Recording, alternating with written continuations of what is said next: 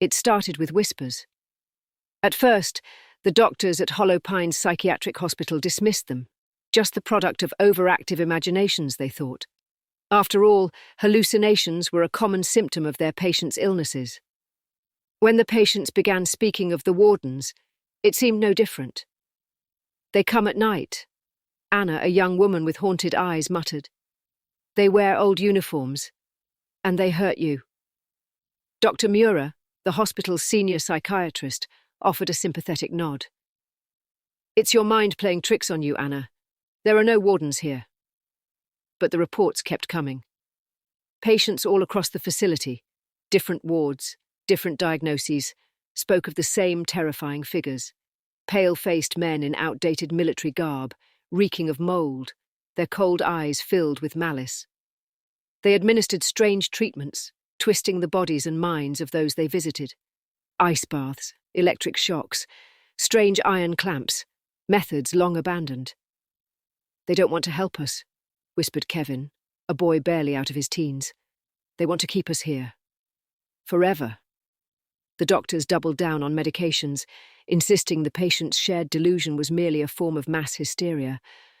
But as the days wore on, the tension in the hospital grew palpable. The air felt thicker, the shadows longer. The staff began feeling watched, glimpsing fleeting figures just out of the corner of their eyes. Dr. Miura prided herself on logic, on facts. But she couldn't shake the eerie sensation creeping into her office late at night. The dim fluorescent lights seemed to flicker at the strangest times, casting fleeting shadows along the walls, stretching out like fingers. And then there was the strange tapping she'd begun hearing, just faint enough to be dismissed, but persistent enough to unsettle. One evening, Dr. Miura stayed late to review patient files. The hospital was nearly silent, save for the hum of the ventilation system. She was alone, or at least, she should have been. But she heard the tapping again. At first it seemed to come from the hallway, then it moved closer, louder, as if... Footsteps. "Who's there?" Her voice wavered as she rose from her desk, straining to hear anything beyond her pounding heart. She approached the door, slowly cracking it open. Empty. She let out a shaky breath, laughing softly at her own nerves. But when she turned back to her desk, the chair she had been sitting in was no longer empty. A man sat there, his face gaunt, his eyes hollow. His uniform, though faded and worn, unmistakably marked him as one of the wardens. He smiled, a chilling curve of his lips. "We've always been here, Doctor," he said, voice like the scrape of metal on stone. "Watching. Waiting." Dr. Miura's breath caught in her throat as the room grew colder. A shadow fell over her and she suddenly felt small, trapped. "You should never have let us be forgotten." She stumbled backward, her mind racing to rationalize what she was seeing. This couldn't be real. It had to be a hallucination, a trick of exhaustion, of stress. But the cold grip on her wrist said otherwise. The warden's touch was real, terribly real. The next day, Dr. Miura didn't show up for her rounds. Rumours spread among the staff.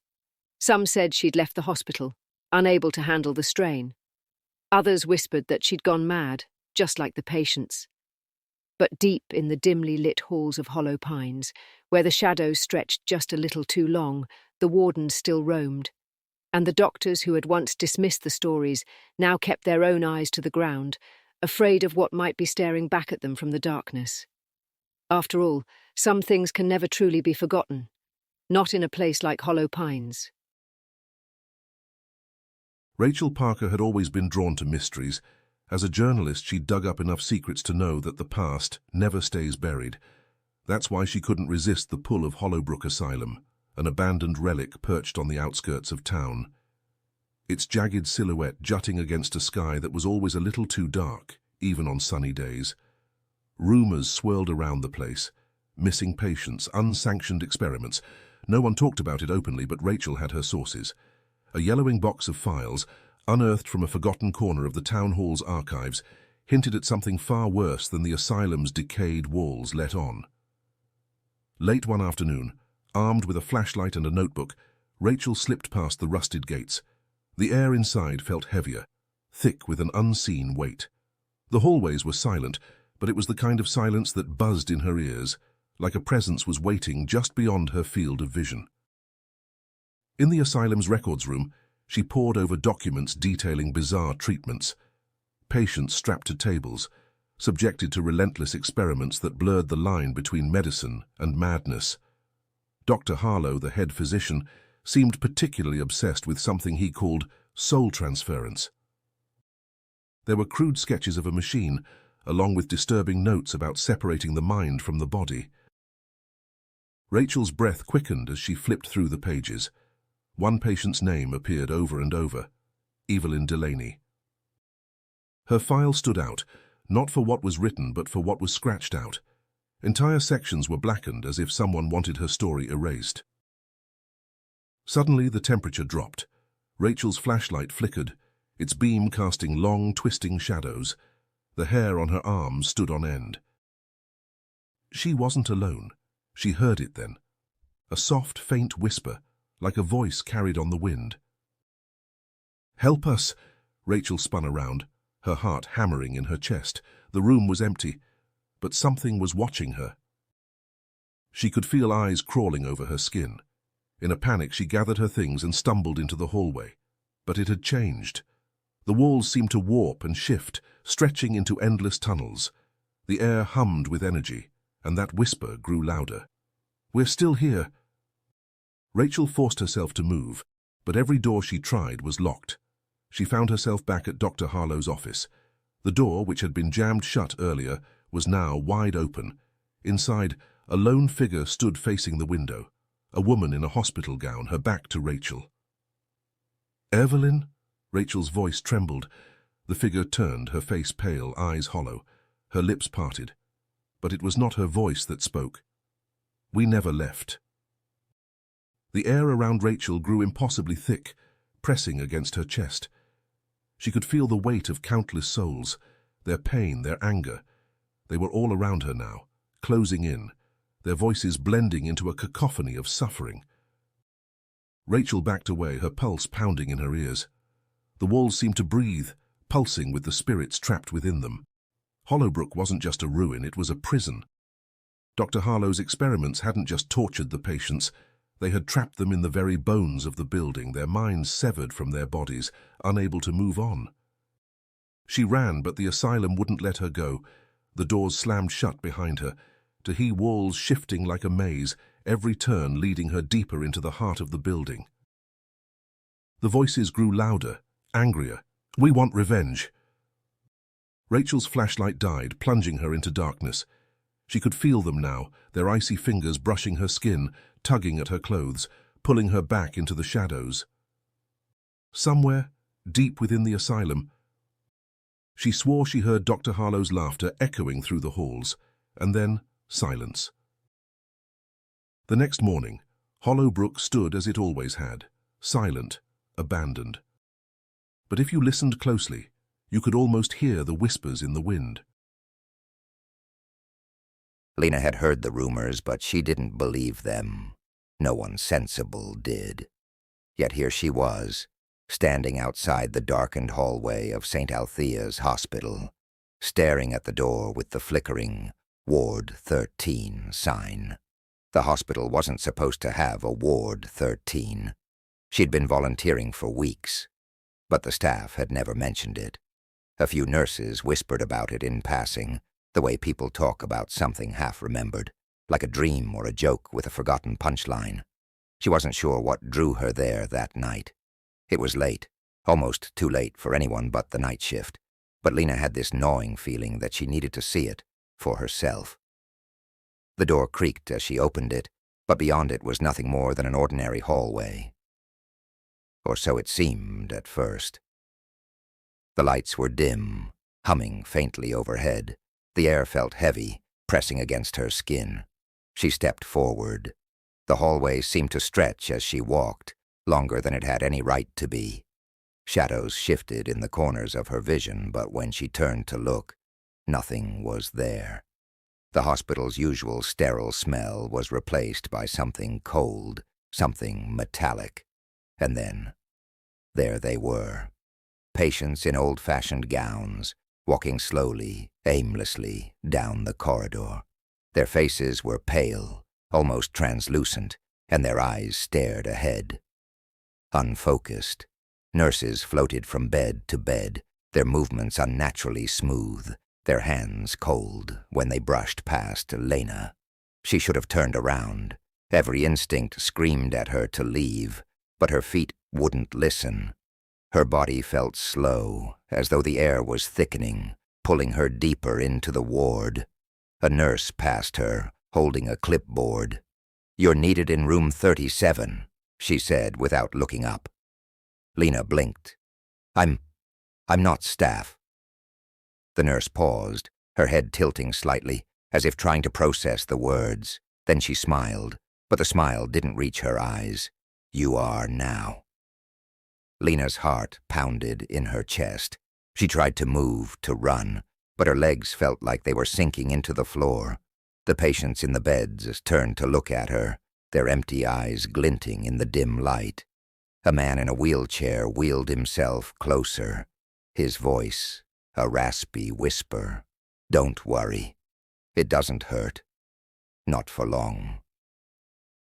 The air around her grew colder, and she shivered, her breath fogging in front of her. She turned, desperate to leave, but the hallway was gone. There was only the ward now, stretching endlessly in both directions. She wasn't sure how long she wandered, but her steps grew heavier with each passing minute. Or was it hours? Days? Time seemed to lose all meaning. The faces around her became familiar, though she didn't know how. They watched her with a strange, knowing calm, as though they were waiting for something. Finally, Lena stopped in front of a mirror hanging in the hallway. Her reflection stared back at her, pale, eyes dull, the faint outline of a hospital gown forming over her clothes. She raised her hand, and her reflection mimicked her perfectly. But something was wrong. Her hand didn't feel real, like it was already fading.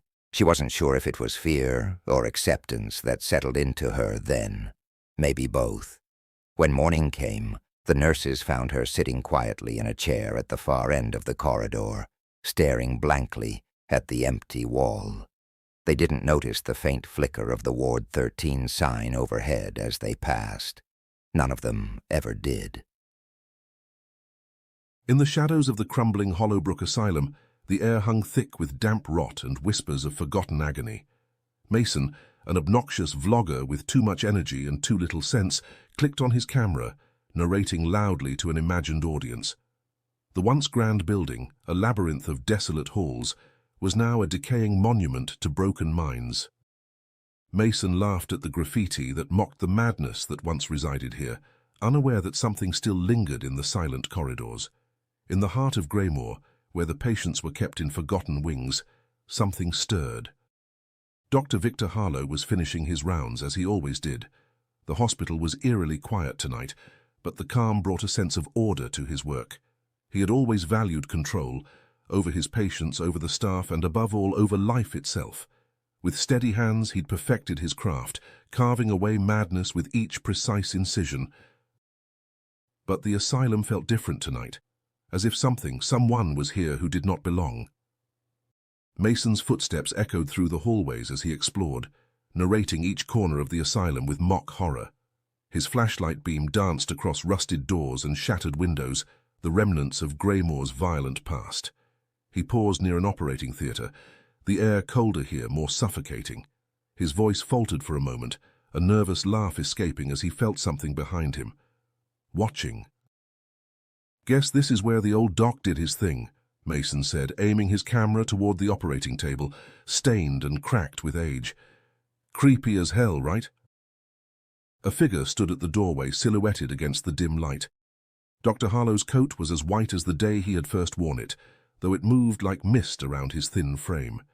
His eyes, sharp and observant, studied the intruder before him. "Who are you?" Harlow asked, his voice cold, echoing strangely in the room. Mason turned, surprised but excited, thinking it was a trick of some kind or perhaps a squatter playing a joke. He pointed his camera at the figure. "Whoa, dude, you look like you belong here. What's your deal? You some kind of actor? Creepy vibes, man." Harlow's gaze didn't waver. "You shouldn't be here. You're disturbing my work." Mason grinned, ignoring the growing unease that prickled the back of his neck. "Oh yeah. What work? You doing surgery on ghosts or something?" The doctor stepped closer, and the temperature plummeted.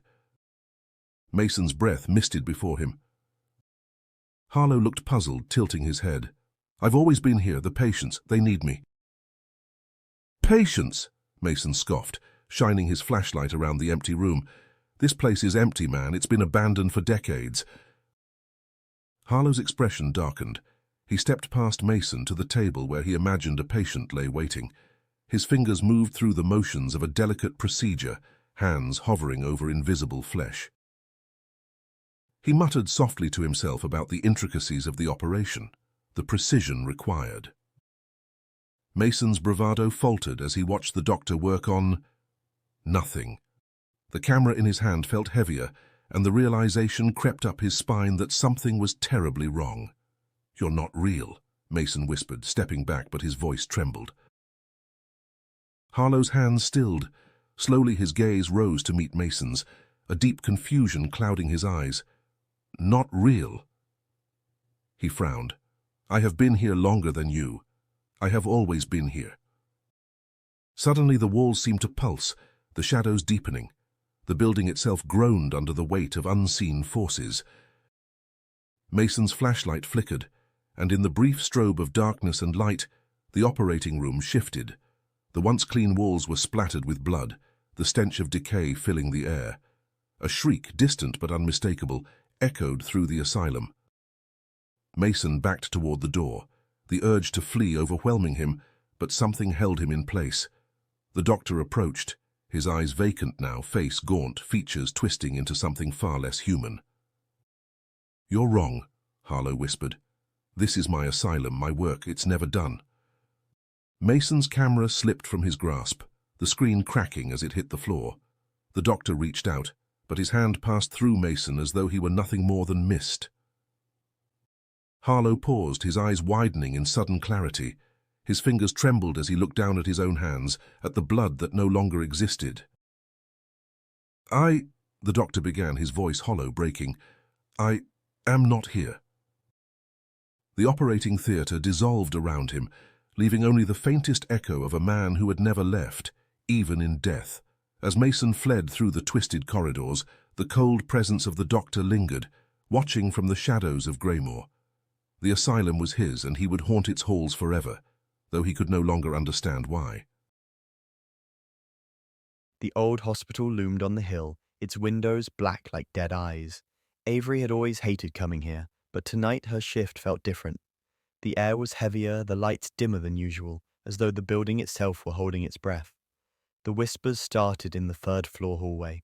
At first, Avery thought it was just the wind, gusts sneaking through cracks in the ancient walls, but the sound was too soft, too deliberate, like a group of people huddled together, murmuring just out of sight. She quickened her pace, her shoes squeaking against the linoleum, but the whispers followed her, growing louder with every step. "You shouldn't be here," they seemed to say, the voices blending together like a single shiver in the air. "Not here." By the time she reached the nurse's station, Avery's heart was racing. "Are you hearing this?" she asked Claire, the night nurse, her voice tight with unease. Claire didn't look up. She was hunched over a file, her fingers gripping the edges like it might slip away if she loosened her hold. "It's the nurses," Claire whispered, not to Avery, but to the file, as if speaking any louder might draw their attention. "The nurses?" Avery repeated, glancing around. "What do you mean?" "The old ones, from when this place was different." Claire's eyes flickered toward the hallway, her face pale in the harsh glow of the fluorescence. "They're still here, you know. They talk about what happened, but if you listen too closely..." A sudden crash interrupted her, the sound of metal trays tumbling to the floor from a nearby room. Avery jumped, her nerves already on edge, but Claire didn't react. She just shook her head like she had heard it all before. "They want us to hear them," Claire said quietly. But they want more than that.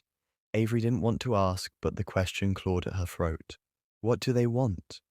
Claire turned slowly, her eyes meeting Avery's with a hollow, almost vacant stare. To share their secrets. This place, it's built on lies. People disappeared, patients, staff. No one asked questions.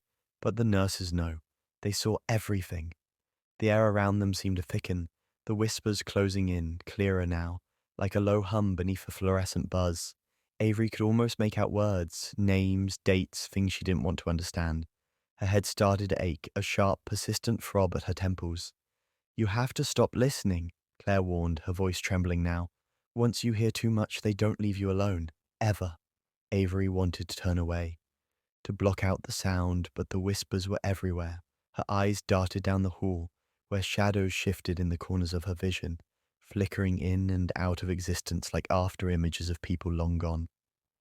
She thought of the things she had heard about this hospital, how years ago it had been notorious for its inhumane practices, but the details had always been hazy, lost in rumors. Now the whispers seemed to be filling in those gaps, painting a picture of something darker, something too terrible to comprehend. They'll drive you mad, Claire added, her voice barely audible now, her words drifting like smoke, like they did the others. Before Avery could ask who she meant, the whispers swelled into a sudden, deafening crescendo. Her vision blurred, the walls seemed to bend, and she stumbled backward, gasping for breath. The sound wrapped around her like a suffocating fog pressing in on all sides. She could hear them now, the nurses, their voices clearer than ever. They were angry, betrayed, and they wanted her to know why. With a cry, Avery clapped her hands over her ears, but it didn't stop the voices. They were inside her mind, crawling through her thoughts, seeping into her bones. The hospital was alive with them, its walls echoing their rage, their sorrow, their secrets. Then, as suddenly as they had begun, the whispers stopped. The hall was silent once more, the air still and thick with something unspoken. Avery blinked, her body trembling. She looked at Claire, but the nurse was gone, vanished as though she had never been there at all. Alone, Avery stood in the empty hallway, the whispers now only faint, distant echoes. But she knew they would be back, and next time they might not let her go.